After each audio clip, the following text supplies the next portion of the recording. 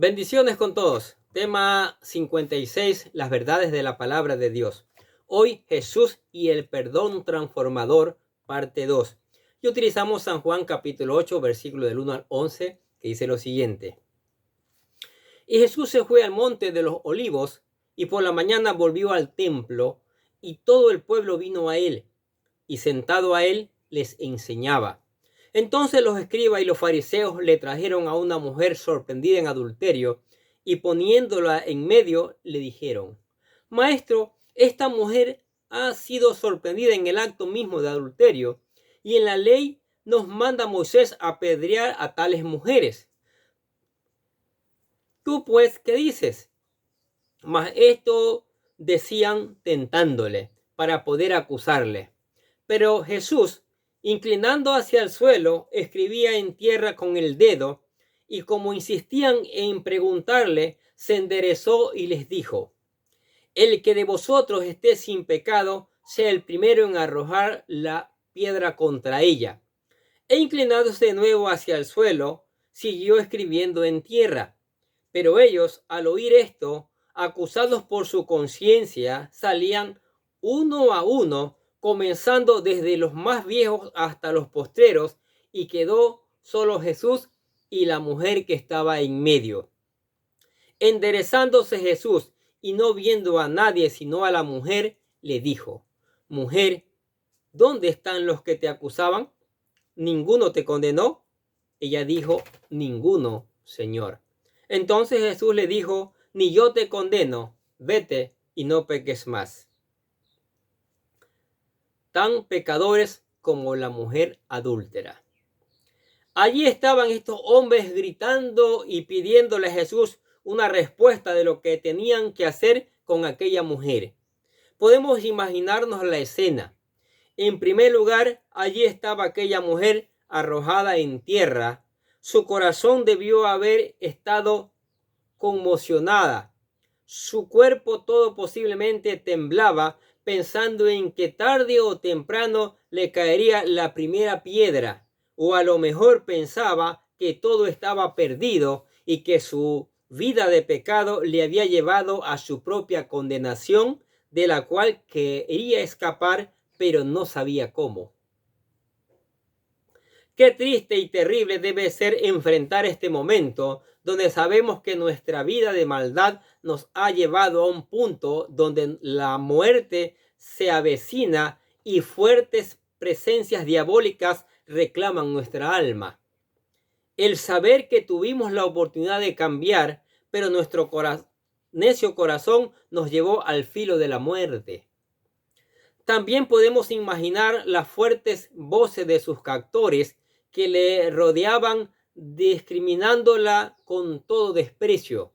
Posiblemente gritaban: adúltera, adúltera, adúltera. Apedréenla. Parecía que su destino estaba decidido y solo le esperaba la condenación eterna. Sin embargo, ante la insistencia de estos hombres, Jesús respondió de una manera que volvió la atención que estaba sobre la mujer adúltera y la redireccionó a ellos. Es interesante ver cómo Jesús cambió en pocos segundos la atmósfera, ya que anteriormente todos pedían la pena de muerte para aquella pobre pecadora. Pero lo cierto es que todos ellos eran tan pecadores como ella. Allí estaba esa mujer adúltera, rodeada de mentirosos, personas llenas de odio e intenciones homicidas, sin misericordia, desleales y murmuradores, tan pecadores como ella que merecían la condenación eterna. La palabra de Jesús hizo que dejaran de estar pensando en el pecado de la mujer y vieran sus propios pecados que los hacía tan pecadores como ella. Jesús dijo: El que de vosotros esté sin pecado, sea el primero en arrojar la piedra contra ella. Esto de poner la mirada en los pecados de los demás y emitir juicio no es único de este tiempo. De hecho, es un problema de la humanidad. Por ejemplo, podemos citar la historia de Tamar, la cual fue discriminada injustamente por su suegro Judá, quien llegó a concluir que la mujer era la culpable de la muerte de sus hijos, cuando realmente estos habían sido matados por Dios debido a sus pecados. ¿Sí? Leamos la historia, lo que dice Génesis capítulo 38, versículo del 6 al 12, para entender mejor esta historia. Después Judá tomó mujer para su primogénito, la cual se llamaba Tamar. Y el primogénito de Judá, fue malo ante los ojos de Jehová, y le quitó Jehová la vida. Entonces Judá dijo a Onán: llégate a la mujer de tu hermano, y desposala con ella, y levanta descendencia a tu hermano. Y sabiendo Onán que la descendencia no había de ser suya, sucedía que cuando se llegaba a la mujer de su hermano, vertía en tierra, por no dar descendencia a su hermano. Y desagradó en ojos de Jehová lo que hacía, y a él también le quitó la vida. Y Judá dijo a Tamar su nuera: quédate viuda en casa de tu padre hasta que crezca Sela mi hijo, porque dijo: no sea que muera él también como sus hermanos. Y se fue Tamar y estuvo en la casa de su padre. Pasaron muchos días y murió la hija de Súa, mujer de Judá. Después Judá se consoló y subía a los trasquiladores de sus ovejas a Timnat, y él y su amigo Hira el Adulamita. Después de esto, Tamar se vistió como una prostituta y se acostó encubiertamente con Judá, quedando embarazada. Sí, escuche el texto lo que dice. Y fue dado aviso a Tamar diciendo: he aquí que tu suegro sube a Timnat a trasquilar sus ovejas. Entonces se quitó ella los vestidos de su viudez y se cubrió con un velo y se arrebozó y se puso a la entrada de Enaín junto al camino de Timnán, porque veía que había crecido Sela y ella no era dada a él por mujer. Y la vio Judá y la tuvo por ramera, porque ella había cubierto su rostro. Y se apartó del camino hacia ella y le dijo: déjame ahora llegarte a ti, pues no sabía que era una ramera. Y ella dijo: ¿qué me darás por llegarte a mí? Él respondió: yo te enviaré del ganado de un cabrito de las cabras. Y ella dijo: dame una prenda hasta que lo envíes. Entonces Judá dijo: ¿qué prenda te daré? Ella le respondió: tu sello, tu cordón y tu báculo que tienes en tu mano. Y él se las dio, y se llegó a ella, y ella concibió de él. Luego se levantó y se fue, y se quitó el velo de sobre sí, y se vistió las ropas de su viudez. Y Judá envió el cabrito de las cabras por medio de su amigo el Adulamita, para que éste recibiese la prenda de la mujer, pero no la halló. Y preguntó a los hombres de aquel lugar, diciendo: ¿dónde está la ramera de Enaín junto al camino? Y ellos le dijeron: no ha estado aquí ramera alguna. Eso lo encontramos en Génesis capítulo 38, versículos del 13 al 21. Miren, increíble. La increíble de esta historia es que cuando Judá se enteró de que Tamar estaba embarazada, ordenó que la quemaran por su fornicación, olvidando que hace unos meses atrás él había fornicado con una prostituta. Seguimos leyendo la historia ahora en Génesis capítulo 38, versículo del 24 al 26. Escuche. Sucedió que al cabo de unos 3 meses fue dado aviso a Judá diciendo: Tamar tu nuera ha fornicado, y ciertamente está encinta a causa de las fornicaciones. Y Judá dijo: sacadla y sea quemada. Pero ella, cuando la sacaron, envió a decir a su suegro: del varón cuyas son estas cosas estoy encinta. También dijo: mira ahora de quién son estas cosas, el sello, el cordón y el báculo. Entonces Judá los reconoció y dijo: más justa es ella que yo, por cuanto no la he dado a Sela mi hijo. Y nunca más la conoció. Al final Judá condenaba a muerte a Tamar por un pecado que también él había cometido. ¿Sí entendieron bien la historia? El segundo ejemplo lo tenemos con David, quien después de asesinar a Urías Eteo y quedarse con su mujer Betsabé, con la cual cometió adulterio, juzgó fuertemente un caso de injusticia donde él mismo era el protagonista. Escuchemos la historia también para entender más este asunto. Segunda de Samuel, capítulo 12, versículo del 1 al 7, dice lo siguiente, ponga atención. Jehová envió a Natán a David y viniendo a él le dijo, había dos hombres en una ciudad, un rico y un pobre. El rico tenía numerosas ovejas y vacas, pero el pobre no tenía más que una sola corderita que él había comprado y criado, y que había crecido con él y con sus hijos juntamente, comiendo de su bocado y bebiendo de su vaso, y durmiendo en su seno, y la tenía como a una hija. Y vino uno del camino al hombre rico, y éste no quiso tomar de sus ovejas y de sus vacas para guisar para el caminante que había venido a él, sino que tomó la oveja de aquel pobre y la preparó para aquel que había venido a él.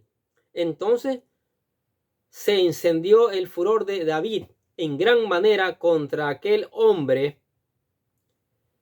y dijo a Natán, vive Jehová, que el que tal hizo es digno de muerte, y debe pagar la cordera en 4 tantos, porque hizo tal cosa y no tuvo misericordia. Entonces dijo Natán a David, tú eres aquel hombre.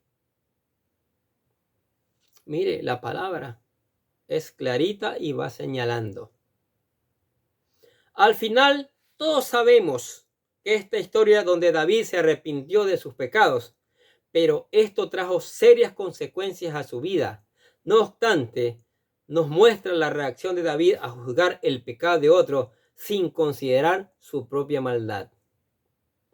Jesús en su sermón del monte amonestó a sus discípulos a no juzgar los pecados de los demás sin considerar los tuyos propios. Mire lo que dice Mateo capítulo 7, versículo del 1 al 5. No juzguéis para que no seáis juzgados, porque con el juicio con que juzgáis seréis juzgados, y con la medida con que medís os será medido. ¿Y por qué miras la paja que está en el ojo de tu hermano y no echas a ver la viga que está en tu propio ojo? ¿O cómo dirás a tu hermano, déjame sacar la paja de tu ojo y aquí la viga en el ojo tuyo?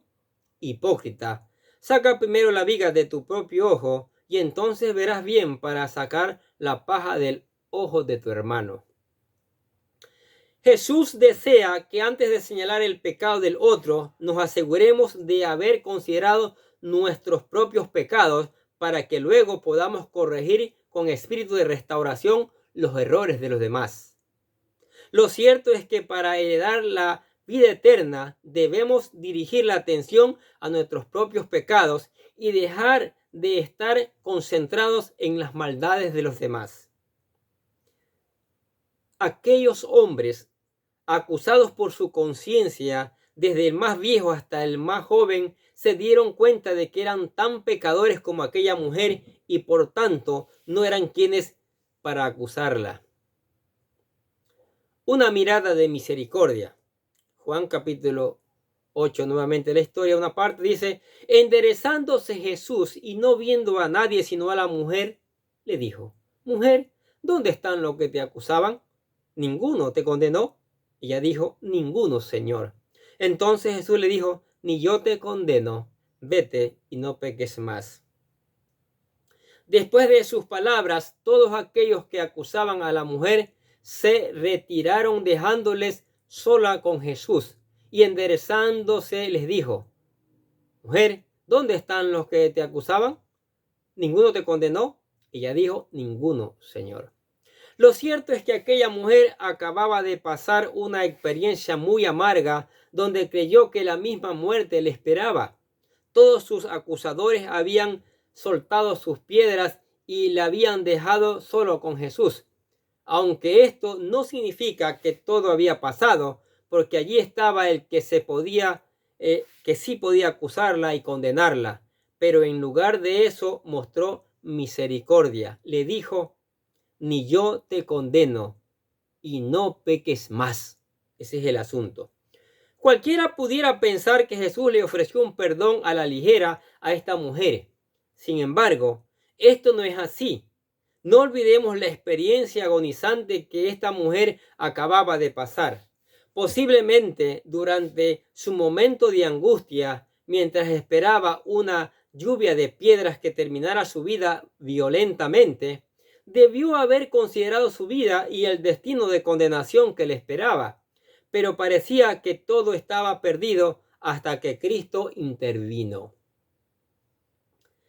¿Qué Qué parecida es esta historia a la nuestra, ya que muchos de nosotros estamos perdidos y un día, cuando todo estaba perdido y solo nos esperaba la muerte, Cristo intervino y nos mostró misericordia en lugar del castigo eterno. Y así tuvimos una nueva oportunidad. Obviamente, como a la mujer, el vete y no peques más es aplicable para nosotros también.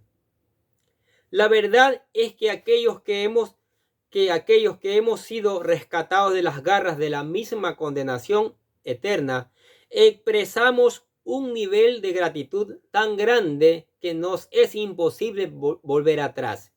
El hecho de haber recibido de parte de Jesucristo esa mirada de compasión cuando más lo necesitaba es razón suficiente para permanecer en Cristo Jesús. ¿Qué les parece? En Cristo hay perdón. Hasta el peor de los pecados puede ser lavado con su preciosa sangre que fue derramada allí en el Calvario. Entonces, venga a Cristo Jesús. Él tiene palabras de vida eterna para usted. Él puede levantarle nuevamente, ¿sí? Y nosotros dejemos de acusar a otros, ¿sí? Señalar a otros, mientras que no señalamos nuestro propio pecado. Así que vengamos a Cristo, dejemos que Él nos redima, que nos lave con su sangre preciosa. Y por eso le presentamos aquí la oración de fe para que todos vengamos a Cristo de todo corazón. ¿Qué dice? Querido Dios, sé que soy un pecador y que nada de lo que hago puede hacerme ganar el cielo o la vida eterna. Creo que Jesucristo murió por mí, derramando su sangre para lavar todos mis pecados, para ser redimido, y que se levantó de la tumba al tercer día. Ahora mismo lo recibo como mi Salvador personal, confiando solamente en Él como mi único camino al cielo. Señor Jesús, séllame con tu Espíritu Santo y escribe mi nombre en el libro de la vida. Gracias, amado Padre Celestial, por regalarme la vida eterna. Qué maravilloso estar bajo los pies de Jesucristo, bajo su bendición, bajo su protección y todo lo bueno que viene de Él. Ahora lea la palabra, busque aplicarla, ore, venga a la iglesia para que siga aprendiendo las verdades del Señor. Amén. Oremos. Padre, te damos gracias por tu palabra maravillosa. Que esta palabra germine en cada uno de nuestros corazones, de nuestras vidas, Señor, y dé fruto abundante. Y por eso te damos gracias. Y también te damos gracias por tu amor, por tu misericordia y por tus bendiciones, que son maravillosas cada día. Pedimos que sigas uniendo con tu Espíritu Santo a la iglesia, para que tu iglesia presente la palabra con poder. Igualmente pedimos la unción de tu Espíritu Santo para la familia, padres, hijos, nietos, para que la familia también obedezca tu palabra y la predique con poder. Y oramos por los amigos, por los discípulos, por todos aquellos que escuchan la palabra. Que tu Espíritu Santo traiga un despertar y ese despertar traiga cosecha, traiga convertidos a Cristo de todo corazón, Señor. Y por eso te alabamos y te damos gracias en el nombre del Señor Jesucristo. Y decimos amén. Y los bendecimos a ustedes que escuchan cada día la palabra de Dios, ¿sí? Sigamos escuchando, sigamos enviando esta palabra y nosotros desde acá les deseamos que tengan un día lleno, pero lleno de bendiciones.